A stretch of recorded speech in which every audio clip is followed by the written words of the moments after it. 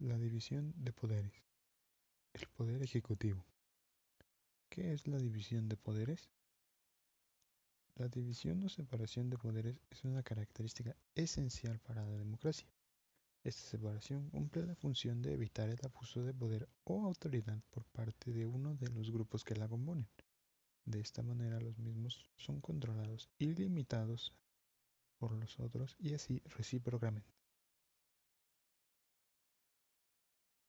¿Para qué nos sirve la división de poderes? El objetivo de la división de poderes es evitar la concentración de los poderes del Estado en una sola persona, órgano o corporación, lo que vendría a posibilitar los abusos de autoridad y con el tiempo el surgimiento de o instauración de un régimen autoritario o tiránico.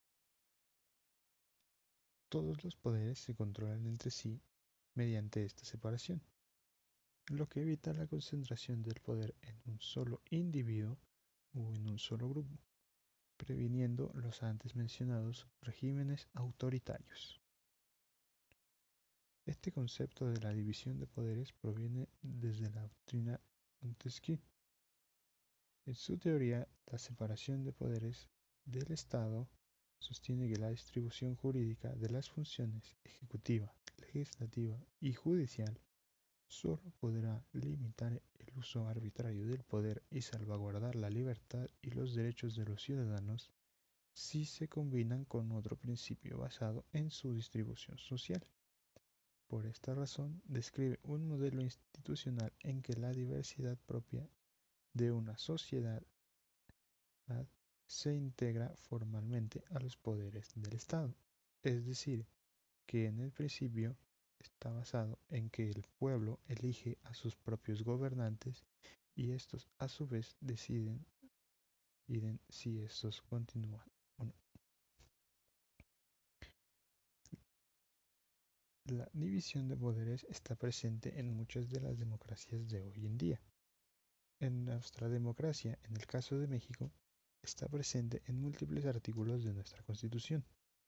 Uno de los artículos más importantes sobre este tema es el artículo número 49, el cual, y cito, pone, pone que el supremo poder de la Federación se divide para los antes mencionados en su ejercicio en el poder legislativo, ejecutivo y judicial, y que estos no podrán reunirse en una sola persona, corporación, ni depositarse en el legislativo de un individuo, salvo caso de facultades extraordinarias al Ejecutivo de la Unión, conforme a lo dispuesto en los distintos artículos número 29 y 131. La división de poderes ha estado presente en nuestro país desde tiempos previos a la conquista. Uno de ellos era la forma de gobierno de los mexicas. Los gobernantes mexicas tenían una especie de sistema piramidal en el cual el Güey Tlatoani era conocido como el jefe de Estado, a pesar de no contar únicamente con todo el poder, ya que se repartía entre caudillos, militares y sacerdotes.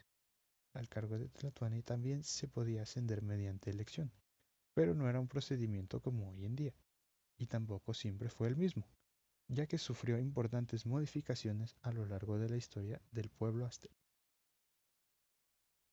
Tras la caída de Tenochtitlán y el establecimiento del virreinato de la Nueva España, tuvo una estructura un poco más compleja. Las autoridades principales del virreinato eran, como su nombre lo dice, el virrey y la audiencia.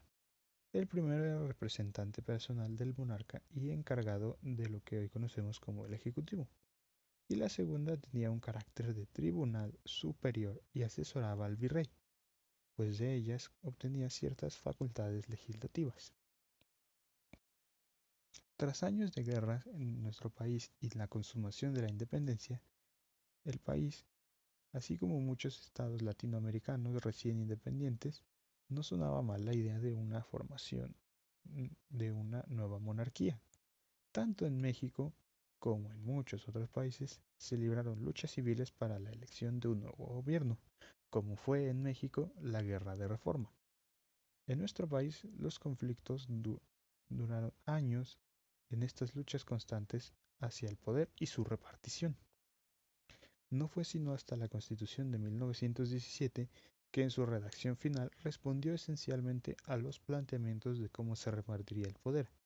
Es así como se dan las influencias principales características del poder ejecutivo que han tenido influencia al régimen presidencial actual, donde se reparte en los poderes mencionados, ejecutivo, legislativo y judicial, donde cada poder es codependiente del otro y se regulan a sí mismos. Dando pues la explicación del poder ejecutivo. El poder ejecutivo es uno de los tres poderes del Estado democrático. El poder ejecutivo está representado por el jefe de Estado y o jefe de gobierno. Depende de la estructura del país y consagrado en su constitución. En el caso de México, está encabezado por el presidente electo, el cual tiene un cargo o periodo de 6 años y sus funciones, aparte de crear nuevas leyes, es la de delegar funciones a través de distintas instituciones, conocidas en México como secretarías, que se encargan de múltiples problemáticas del país como la economía, la cultura, el deporte, la educación, el medio ambiente y la seguridad. Al poder ejecutivo solo se puede acceder mediante una elección que se lleva a cabo al final del periodo o conocido como sexenio, y esta elección es inapelable y indemnita. Es así como hemos llegado al final del video. Agradezco mucho el favor de su atención. Nos vemos pronto.